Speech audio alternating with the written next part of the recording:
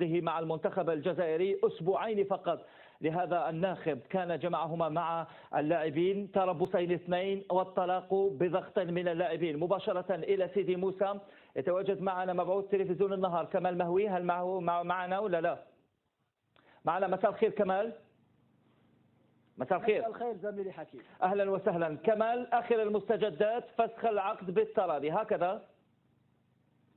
نعم زميلي حكيم، لحظات قليلة حوالي دقيقتين إلى ثلاثة إن انتهى الاجتماع الحاسم الذي جمع الناخب الوطني ميلوفان رايفيتش ورئيس الاتحاد الجزائري لكرة القدم محمد روراوة بحضور كما قلنا المناجر العام وأيضا أعضاء الطاقم الفني. الاجتماع انتهى إلى فسخ العقد بالتراضي بين الرجلين. الناخب الوطني ميلوفان رايفيتش سيغادر أرض الوطن غدا في منتصف النهار عبر رحلة باريس إلى صربيا، وسيقود المنتخب الوطني في اللقاء الهام والحاسم تصور زميلي حكيم يزيد منصوري وأيضا نبيل نغيز مساعد الناخب الوطني. نعم كمال، قبل أن نتحدث عن هذا القرار الانتحاري إن صح التعبير، ما فحوى الاجتماع؟ هل سيتم مثلا تعويض هذا المدرب من عقده؟ هل هو نعرف أنه هو بالتراضي على اعتبار أن المدرب قال بأنه لن يبقى مع المنتخب الجزائري بدون رضا هؤلاء اللاعبين الذين يقودهم لحد الآن حسب آخر الأخبار 4 لاعبين هم من طلبوا رسميا فسخ العقد مع هذا المدرب. فحوى هذا الاجتماع إن كانت لديك بعض التفاصيل.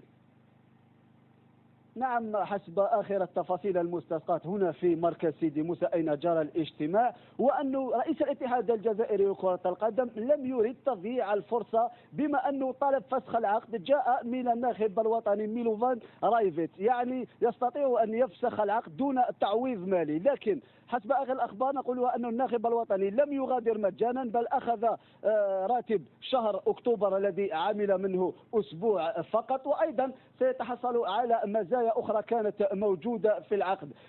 لماذا حكيم؟ لأنه رئيس الاتحاد الجزائري لكرة القدم محمد روراوة تحاشى ربما أو خشى أن يفسخ العقد وراء مباراة نيجيريا تكون هناك الكارثة، لأن اللاعبين من الممكن أن لا يؤدوا مباراة في القمة ولا يؤدوا بكامل قوام في مباراة نيجيريا بسبب الناخب الوطني يكون بين نارين، ضيع المونديال ضيع اللاعبين وأيضا ضيع المنتخب. لذلك أراد أن يضحي باللاعبين. هذا من جهة المدرب عفوا. نعم هذا من جهة ما تقوله صواب ومراعاة للجانب المادي. ألا ترى بأن هذا انتحار حقيقي؟ تقول أن بعد نيجيريا تكون صدمة وانتحارا، لكن حتى هذا القرار هو انتحار للمنتخب الجزائري. مباراة مهمة في ثاني مباريات التصفية المؤهلة لمونديال روسيا، تعادل أمام الكاميرون، مواجهة صعبة أمام نيجيريا التي فازت في زامبيا بلاعبين من سيقود. كيف هي المعنويات قبل شهر واحد يا كمال؟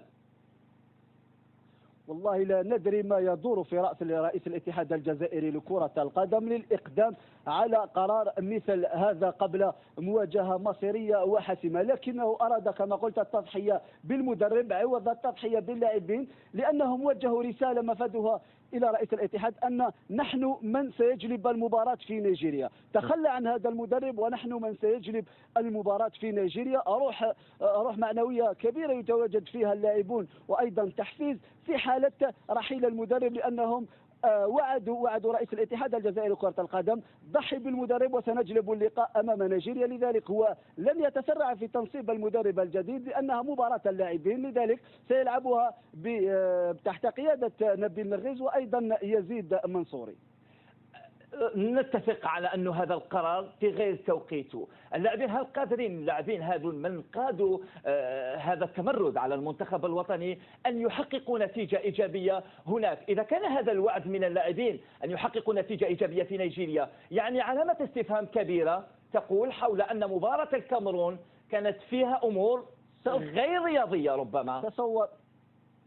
تصور حكيم ربما اللاعبين قادوا التمرد وقالوها لروراوة أن حتى الموسم الماضي رونالدو في ريال مدريد وبعض الركائز قاموا بتمرد ضد المدرب بينيتاز، وطلبوا من الرئيس بيريز إقالته والإيتاء بزيدان، وبعده النتائج ربما أتت وتوج الريال برابطة أبطال أوروبا. على هذا المبنى وعلى هذا المنطق بنى روروا ربما قراره، لأن اللاعبون وعدوه بأن الأمور ستتحسن، لأنه مع هذا المدرب حسبهم المنتخب يسير نحو الكارثة ويسير نحو الهاوية، ولا يمكن تحقيق التأهل إلى كأس العالم مع هذا المدرب. إذا اللاعبون هم من صنعوا القرار، وهم من أقنعوا رئيس الاتحاد الجزائري روروا بالتخلي عن هذا المدرب.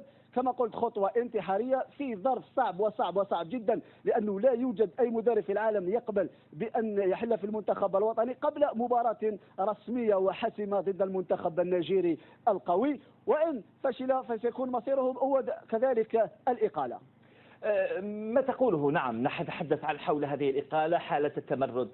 ألا يوجد شيء ربما من الاتفاق كان قبل هذا الإعلان عن هذا القرار؟ ألم تكن هناك بوادر ربما لعملية الصلح بين اللاعبين وهذا المدرب؟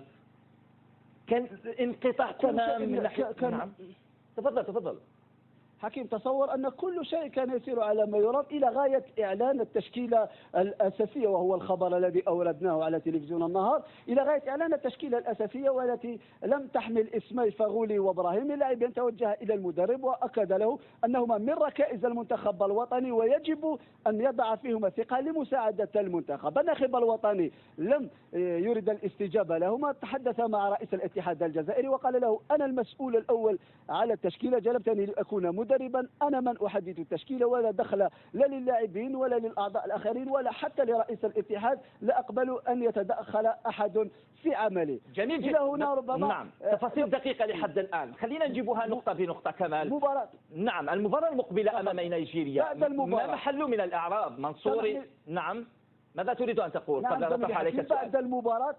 بعد المباراة بعد نتيجة التعادل، روروا كان يهم بمغادرة ملعب مصطفى تشاكر قبل أن يتلقى اتصالا يؤكد أن اللاعبين صاروا في وجه المدرب في غرف تغيير الملابس بعد أن توجه إليهم وشكرهم على المجهودات التي بذلوها.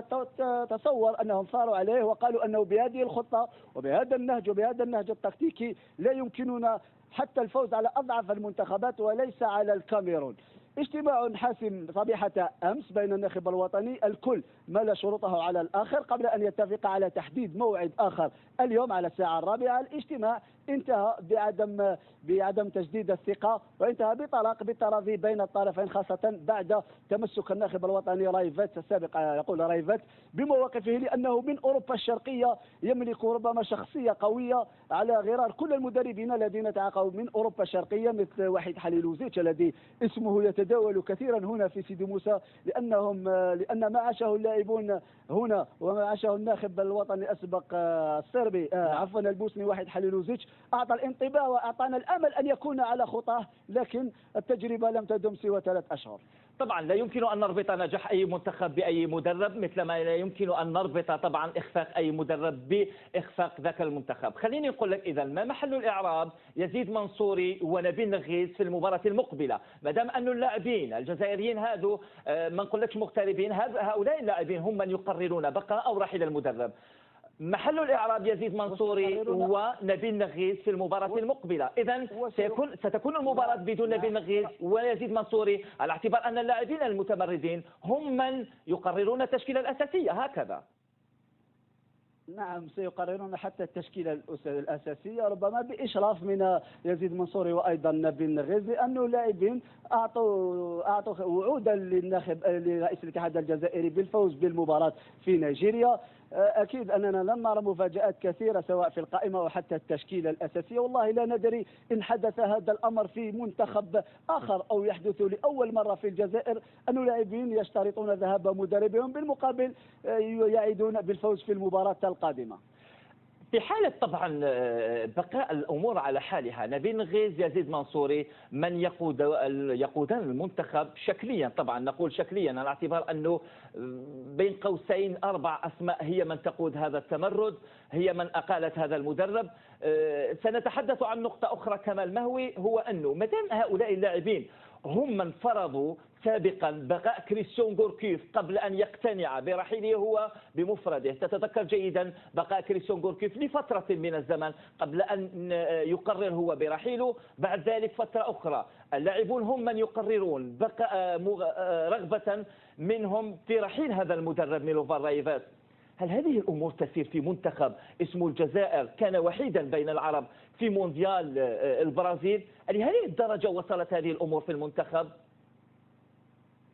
وكأنها ضربة بضربة. وأقال غوركيف الذي كان يحظى بدعم اللاعبين، الآن اللاعبون يقولون ميلوفان رايفاس الذي أتى به وهو الذي أتى به، وكان يعول عليه لبلوغ ربع نهائي كأس العالم وأيضا نصف نهائي كأس إفريقيا. كان يقول أن هذا المدرب كبير وأنه قاد منتخب غانا إلى ربع نهائي كأس العالم في 2010 وكان قاب قوسين من الوصول إلى نهائي كأس العالم. بين عشية وضحاها أصبح هذا المدرب عاجز عن الاتصال مع اللاعبين، ولو أن هذه المشكلة معروفة من قبل حتى يشترط عليه التكلم تعلم الفرنسية سريعا. اللاعبون أصبحوا يقررون وكأنهم ردوا الصاع صاعين لروراوة بعد أن نزع غوركيف الذي رأينا كيف كان يحظى بدعم اللاعبين وتوجهوا إليه وعبروا في أكثر من مناسبة عن دعمهم لهذا المدرب. روراوة لم يستجب لهم وأقال غوركيف. الآن هم يتمردون على المدرب الذي أتى به هو. جميل، أرجو أن تبقى معي حتى تكون هناك تفاصيل أخرى. أرجو أن تبقى معي كمال مهوي. إذا مشاهدينا نذكركم شكرا جزيلا. إذا مشاهدينا نذكركم بأنه الطلاق بالتراضي بين الاتحادية الجزائرية لكرة القدم برئاسة محمد روراوة والناخب الوطني الصربي ميلوفان رايفاس سيتم تعويضه لشهر أكتوبر، الشهر الذي كان قد اشتغل فيه، وذلك بضغط من اللاعبين. القرار النهائي المباراة المقبلة أمام منتخب نيجيريا سيقودها يزيد منصوري ونبيل نغيز في مباراة ستكون صعبة مصيرية للمنتخب في ثاني مواجهات التصفوية المؤهلة لمونديال روسيا. مثل ما تحدثنا المنتخب الوطني إذن أصبح رهينة لعصابات قررت اختطاف المنتخب